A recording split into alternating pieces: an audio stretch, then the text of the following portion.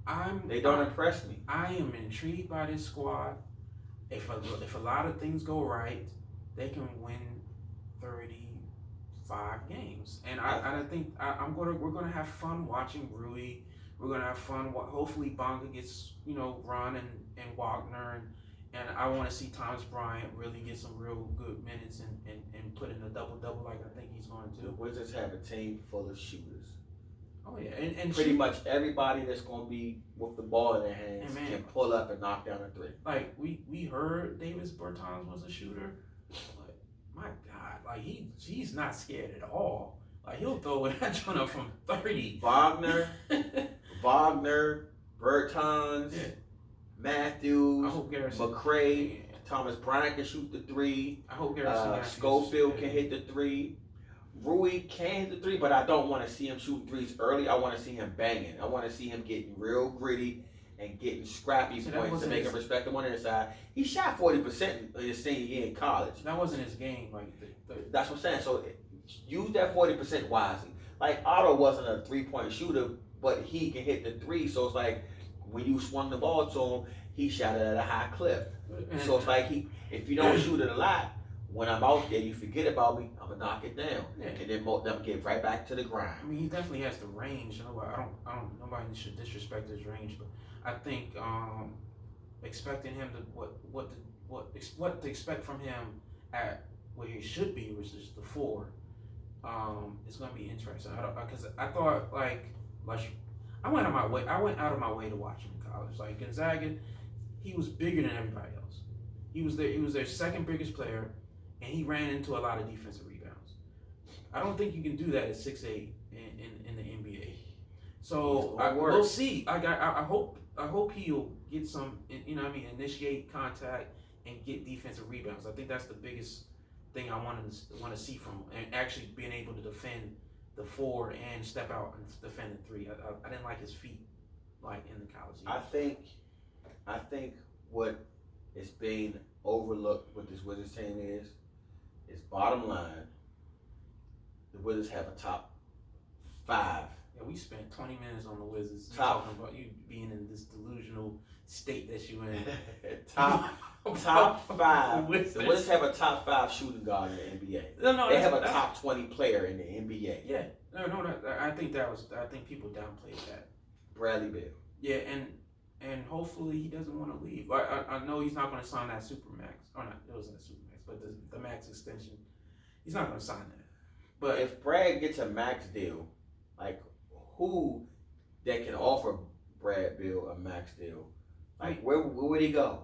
But you could say that about any team. Like it's going to end up being like an Anthony Davis type of situation. Yeah. Like he got what he got, and he would have got that in New Orleans. So it's not really like about location, like just like Bradley Beal said. I'm just speaking more so on more on fit, not on who can afford, like just who can afford versus what fits, all those things. What you gotta think about is what Miami is the place that's been as far as like trading value and bargaining. Miami have a good deal set up for Washington, but you gotta understand that. What's a good deal to me? No, I mean I wouldn't take nothing for Bradley Beal, honestly. It had to be a lot. You have to. They were saying that the Heat was offering to take John Wall to get Bradley Beal. People made that up. Nobody in their right mind is going to take an injured player off his Achilles to bring on another max. That is ridiculous. They weren't saying it in the sense that like. Brooklyn just signed Kevin Durant just to watch him be on the shelf for a year. Yeah, but that's not John Wall. KD and John Wall. 2 different classes. 2 different types. Yeah, first of all, they're 2 different types. They're starting at 2 different places. And secondly, John Wall is game still at 29-30 is going to be based on speed. And we don't know how explosive he's going to be coming off the Achilles. And I want to see him. Like I said, I'm praying and hoping this man comes back. He's 85-90% of what he is. He was definitely going to have to transition his game. Obviously, he's getting to 30. he was going to have to transition game anyway. So this is just going to speed that process up. And he had the vision. He's a point guard. He's a great point guard. Either way, he has the vision to play point guard well into his 30s. Hopefully think Scott Brooks will let him play a point guard. Yeah, hopefully Scott Brooks isn't there past next year. Well, if he is there, hopefully he lets him play point guard rather than be a shooting point guard. Yeah, no, he shouldn't be. But I think that was more of a function of what the squad was. Otto didn't want to shoot. Keith was overrated. Marcin Gortat was Marcin Gortat was declining. But back to my point about Bradley, where they're going to do 2020, the free agency crop is weak. Whoever loses out is going to try to get Bradley built. They want to come hard, especially with him not signing his max coming up. So I think he'll sign. I have no. If I were Brad, I wouldn't be mad if Brad didn't sign. I'm not mad. Yeah. Just because I want him to bet on himself. There's bet on yourself, Brad. Commit to being a Wizard, but bet on yourself. Yeah. Become an All NBA player. Lead his team to success, and then get a super max deal. There's no upside of him signing it now as opposed to signing it later, because just the numbers just basically the same. But but somebody's gonna want to put up big value assets for Bradley Beal in 2020. All right. So just to keep his options and our options open, we should just definitely make sure that everybody's for sale. Basically, that's what I'm saying. Brian's mad that we talked about the Wizards so long. No, I love the Wizards. We can talk. I mean, it was just opening this NBA weekend. You know what I mean? It's preseason. Let's see. It's not a good looking teams out there. Preseason is tricky, but I think the preseason in the NBA is way more telling. Yeah, it's way more telling. It's more telling than NFL. Than NFL, because I mean the talent just rises to the top in the NBA. Just watching the Golden State Warriors play against Minnesota, it's like early on in the game, it was just ho hum, and then it's like just naturally Steph Curry became who he was, and he just naturally found himself in the corner and split second get the ball, and it's like wow, he just. What do you think they're gonna do?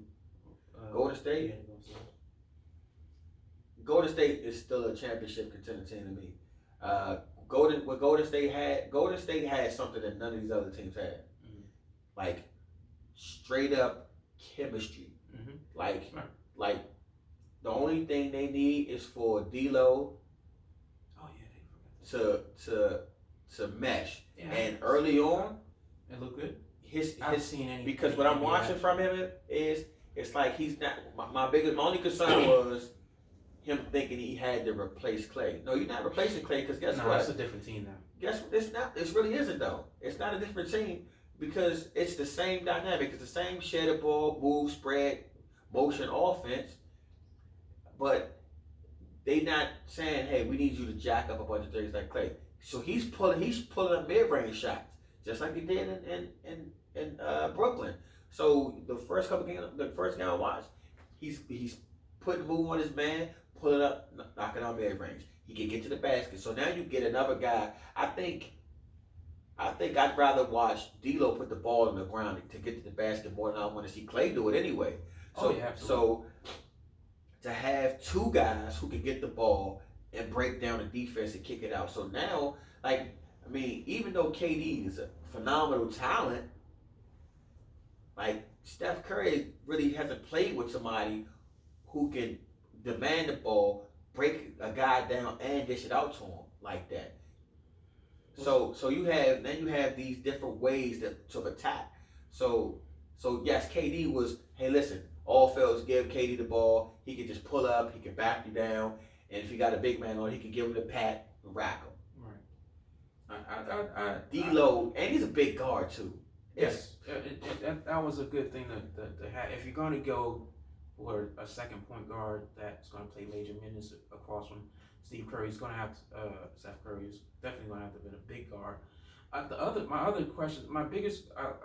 of my big questions was, how does Golden State, hold up without Clay and without KD? My other question is, how does Kyrie mix in with that Brooklyn squad? Like that's one of my big, like my top 3 questions. Right here, right now, I'm gonna say it. I think Golden State's gonna win the championship. I think they'll win the championship. Really? Yep. I think they can win the championship. You full of like some. Some big time predictions. Bro. This team went to the finals 5 years in a row. Yeah. The first 3 years didn't have. The first 2 years didn't have KD on that team. Yeah, I wish we had a producer we could have marked that. Like, what did we say on October 11th? Listen. Golden State Warriors. So the top 2 teams everybody's talking about is the Clippers, and the Lakers. You didn't even bring the Clippers up when we were talking about. No, I did. That was the first time I said it. That was the first time I said the Rockets first. That was second. Okay. So the Clippers, okay, they have Paul George and they have Kawhi Leonard, right? Yeah. If that team in Toronto, they needed more than a Kawhi Leonard. They needed more